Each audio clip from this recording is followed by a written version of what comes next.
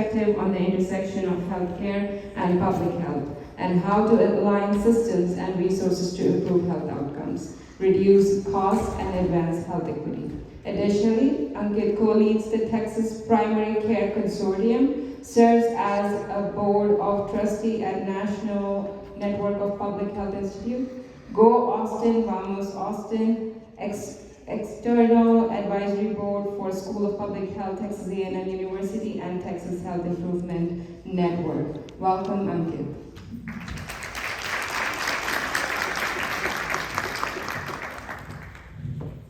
Good morning, everyone. Good morning. It's truly an honor, and if I can be honest, I am sad that I was not here last year. Had I been, I would have probably reconsidered this invitation to be a keynote, because I would have continued like being here in the audience and just listening to the speakers, the power, the passion, and the leadership in this community.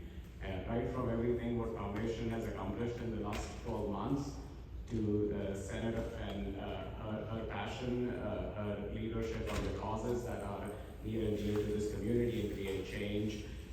Commissioner Torres, like that's a hard act to follow with everything you have been able to accomplish, and really is a precedent for what I have to share if I have something to contribute. But in the spirit of humility, which has been my experience since my third time being in the Valley, being here in McAllen, and I said it to someone last night here at the networking mixer reception, right? And they responded, yeah, this is truly a community of hope and happiness. And that's been my spirit. And I would add hope, happiness, and humility.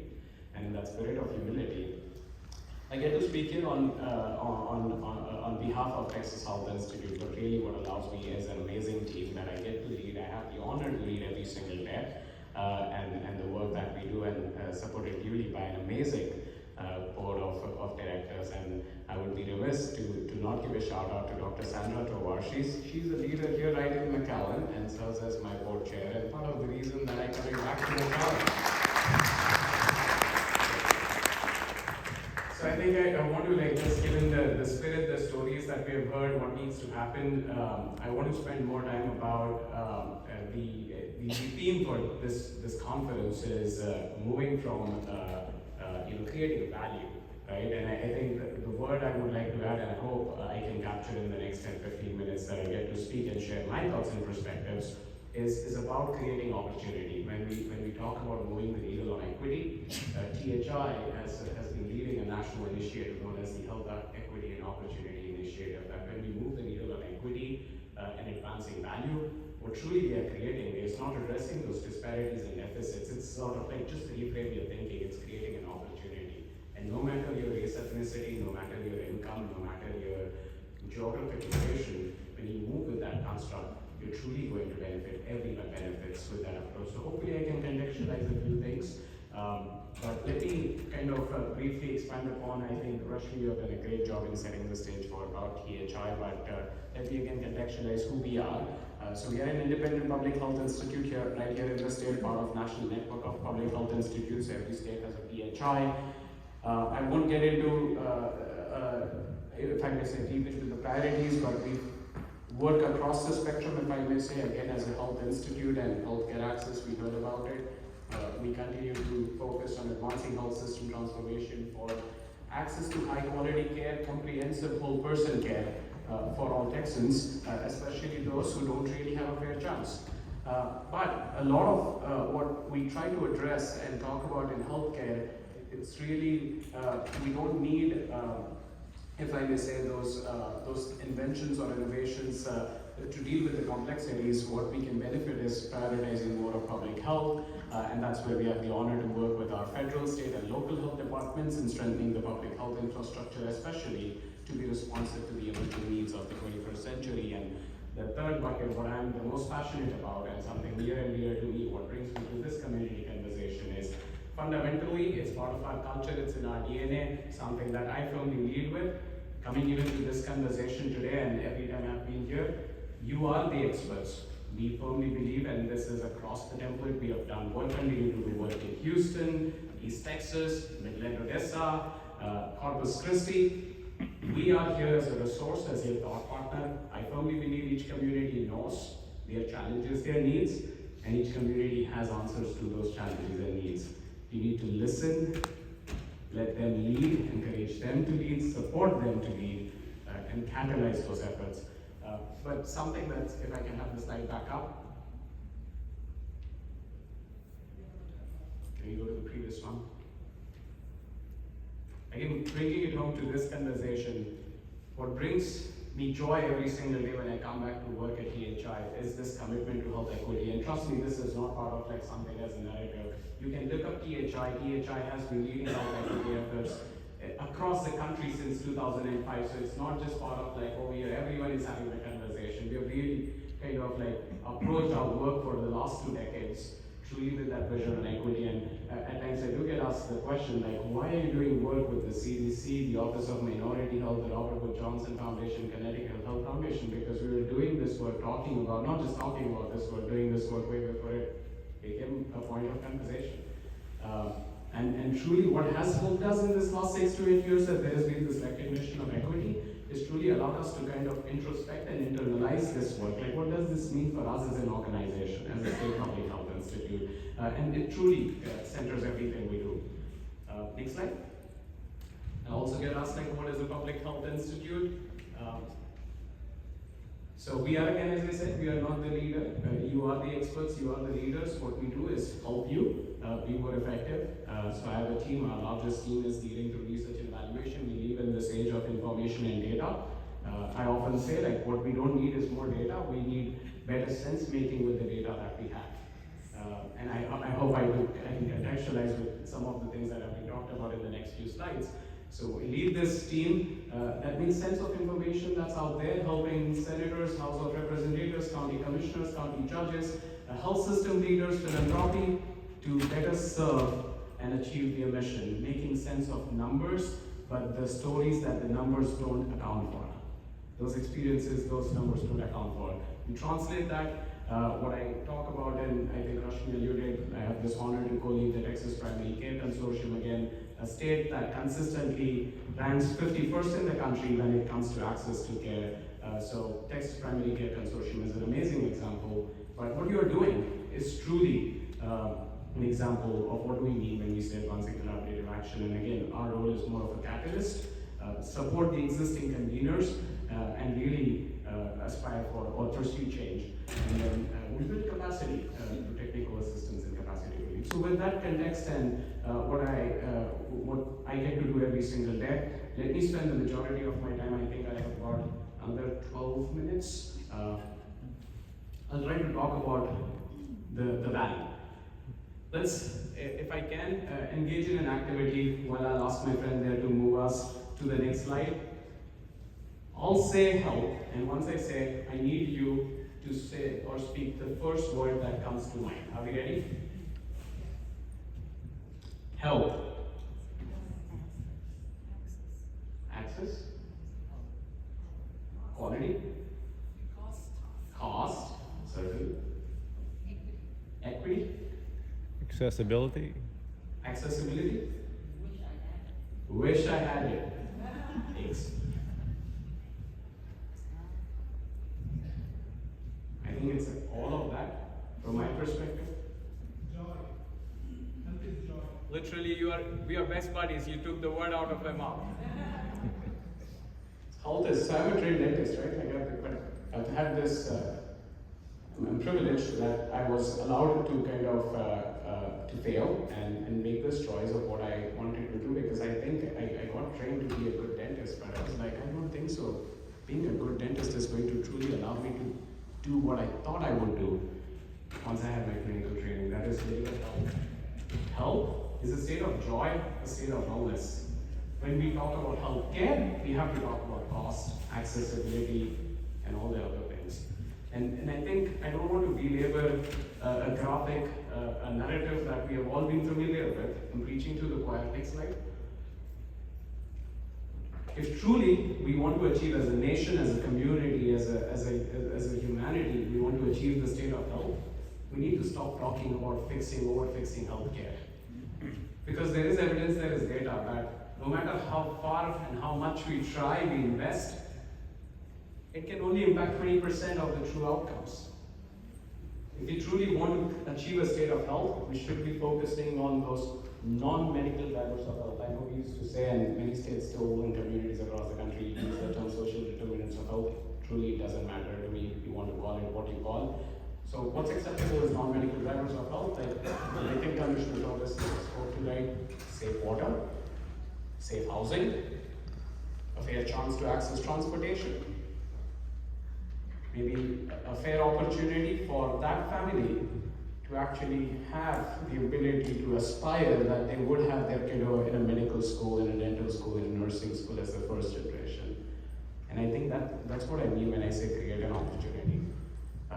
So and I think again, like the way we are coming to this conversation, I want you all to walk away, right? We can very quickly find ourselves into our own day-to-day jobs and trying to get better at what we do. But if you can every single day have this pause, like why am I doing this? And if this whole idea is that I wanted to achieve the state of health, this community wanted to achieve the state of health.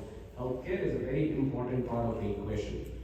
It's an important part of the solution. But healthcare is when we have really failed at achieving health, is when we need healthcare to step in. And it's too late in the game. So if you want to lead proactively and with that health approach, try to see what can I stop doing as part of my day-to-day and rewire the way I achieve or aspire health for my community. Next slide. Let's contextualize that while we transition. Like what does this mean? How does this graphic come? So I heard diabetes, I heard obesity, and truly for someone in Austin, like that's what I look at. Like we look at the report, yeah, RGB, highest uninsured population in the state. RGB, highest diabetes, twice than the rest of the country. Obesity, and obesity leads to diabetes, so it's not like two separate things. But I'm a fan of this national resource. It's out of University of Wisconsin. You can look it up, Area Deprivation Index. It's one of the few sources out there. There are county health rankings and numerous rankings and dashboards. This one is an amazing resource because what they have done, and it's been out there for about 10 years, they kind of took into account many of those factors that make up for that 80% and came up with a composite score, a weighted measure known as the Area Deprivation Index. Name implies that this is an area with a high level of deprivation. And just for the legend, if you're in the blue or any shade of blue, you have more than a fair chance. There are not too many challenges. If you're in the darker shade of red, you've lost the game before you can begin playing the game. And that's unfortunately the story for the valley. You are all familiar with the geography way better than I do. They probably represent the colonias and communities around the colonias. So there is disadvantage. And I think that, again, the Area Deprivation Index contextualizes, and I always try to, like as I said, like the stories that data does not tell. We try to fix healthcare, or we are talking about addressing equity. I always try to humanize this work. And let's talk about this. What do we mean? What I want you to walk away with and communicate is, think about that patient, probably a single parent, a working parent, wants to take their kiddo to their healthcare visit, but now they are in this struggle and making this choice. Do I take off from work, lose my paycheck, not sure what's going to be at the dinner table, and then figure out, we have one car, how else are we going to kind of get to all the different places? And it's the choice, and then the easier answer is, I'll just continue, we'll ignore. And that cycle continues, they end up being in the ER. And then we talk about, like, let's find ways to reduce cost. When we kind of avoided all those opportunities along the way. So if we really want to achieve a state of health, we really, I think this area, and I don't think so I'm sharing anything that you don't know, but that's what I hope that folks like me in Austin and not in this community every day kind of get to recognize and truly get to the power. So I've talked about the deficit and the needs. Let me quickly shift with the remaining time I have into the opportunity.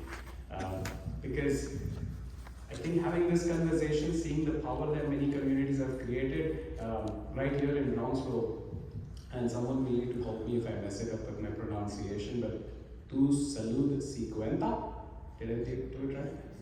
Your health matters is what I know, that's what I read. Perfect. It's just right here in Brownsville. And I've really been encouraged hearing about like community group coming together. And in a few years, what they have been able to accomplish is increase physical activity and a noted decline in the rate of obesity. So you don't have to go too far. You don't need folks from Austin or anywhere else in the world. And I think it's getting recognized nationally. So this graphic, this is not Ankit's or THI, this is the National Academy of Medicine and Sciences. And this is part of what they have been approaching for the last 6 years. What you see right at the heart, if you want to achieve thriving communities, right at the heart is co-designing, co-owning, co-leading with the community. Healthcare needs to be at the table. Healthcare should not be leading the conversation. This community, the 20 organizations out there, with the 14 organizations inside this room, should be leading the charge. What you will do is create partnerships alliances, which I think is what we are seeing within this first year of the foundation's journey. We are all kind of aware not just about our role and the communities we seek to serve, but kind of recognizing who else is part of this journey with us and what can we accomplish together. And sure enough, what you're going to see is changes in policies, investments, that's going to make healthcare more accessible, healthcare more equitable, healthcare more affordable, healthcare be more quality. And you're going to see those thriving communities as an outcome. It's of course generational work, it's systems change work, so much easier said than done. But I think you can achieve this paradigm shift when you bring community at the heart of it. And I think with what the foundation has been trying to do, we're moving in the right direction. So I'm not going to share something new that needs to be done, but hopefully reaffirming what's being pursued right now. With that, just my last slide is what's, I would say, an opportunity and an encouragement for you. I was in a breakfast conversation this morning, and it's been my experience the last 2 times I've been here that there's this notion like about a small community. You're not a small community. I've been in Austin for 10 years. I go to many meetings every single week. I'm yet to go to a meeting in Austin that I've seen this many organizations in the foyer together. So you're no longer, I don't think so. And you don't get comfortable with this. I'm not saying this because I'm here because that's my first reaction. I can't believe this. So you're not, and what I had it on the slide is like Texas is experiencing a demographic shift. If you think a high Hispanic population is a deficit, trust me, you are the template for the state of Texas within the next 15 years because Hispanic majority state is the reality for Texas in the next 15 years. And it's all about the culture, it's all about the person, it's all about my aspirations and all about my assumptions. So you will have a lot to teach all of us across the state. So you could be the leader, just shift that thinking. Unique geography. Texas is, I always say in the national context with my other national network colleagues is, you're talking about one state, but in my experience, this is 7 states fitted into one. Because what's the reality? Valley is very different from the West Texas, Panhandle, or East Texas. Again, border state, highest, or the second highest rural population. We can't come up with a one-size-fits-all approach. So no matter what happens at the Capitol in Austin, the realities won't significantly change unless and until we take this community up approach. I have 2 more things. If we can have it. Try to remember. Yeah, so I can speak to it. There's going to be a legislative, I think Senator talked about many of those legislative events, and I think I have to echo every one of them. Glad enough that we had a small part to play pretty much in all of those. But the one that she did miss is HB 1575. How many promotoras, community health professionals in this room? They're on the table right now. They're at the table. I appreciate you. We had a small part, or I would say a role to play. Thank you. In passing HB 1575. It's not everything, but it's a step in that direction because what it has done is it has formally recognized the important role of promotoras, community health workers in healthcare team. And they are the most well-suited, well-positioned to truly understand and address those non-medical drivers of health if I think about healthcare as a team-based approach. And what 1575 has done is identified them as a delivery provider. Still a long way to go. You may agree with me, like getting a bill passed is a first step in the process. It's rulemaking, regulatory, and ensuring that the bill actually achieves the intended purpose. But also for those of you in the healthcare space, and again, I may be preaching here to the choir, but I am encouraged with the last couple of years with Texas HHSC, what they have been able to kind of formally come into and have been advancing in creating and forwarding the national non-medical drivers of health, that's the NMDUH acronym, action plan, which truly kind of centers work around food insecurity or addressing healthy food access, housing, and transportation. And I think it's the most formal recognition or step in that direction. Nationally, CMS, Medicare, is the largest payer when you think about older adults and a significant payer within the total mix, has this goal that all of their healthcare delivery will operate within a value-based payment and model. What is value-based is when you're taking this proactive, comprehensive approach, prevention-focused management. Going into next session, what we did across the House last session, could not get it across in Senate, in the spirit of like addressing food, and I think again if I look at obesity, diabetes, it's not just food insecurity, but a fair chance and opportunity at access to healthy foods, was HB 2973, again passed the House last session, could not get through Senate, which was really getting the state to have a pilot to get them their own data, that what is the cost savings and health outcomes impact of healthy food prescriptions that Texas Medicaid would cover. And I think there is bipartisan, it's just that we have to wait for this perfect opportunity for the policy to align with the politics and probably some money. And it will happen. Fingers crossed, it will happen. Again, as I said, like I'm inspired already, but as part of my 2 cents in giving back, or as they say, paying forward, my last slide, if I can have it up, there were 2 quotes of my favorite quotes that were already being shared, but this is one that continues to inspire me every day, and I want you all to kind of, if you want to remember anything of what I've shared in the last 15 minutes or so, I want you to remember this quote. Never doubt that a small group of thoughtful, committed people can change the world. Indeed, it's the only thing that ever has. And if change needs to happen, it's in this community, and I applaud you for what you have been able to do so far, and I look forward to following your work and hopefully getting inspired and making a change in other communities across Texas. Thank you for having me here, having PSI.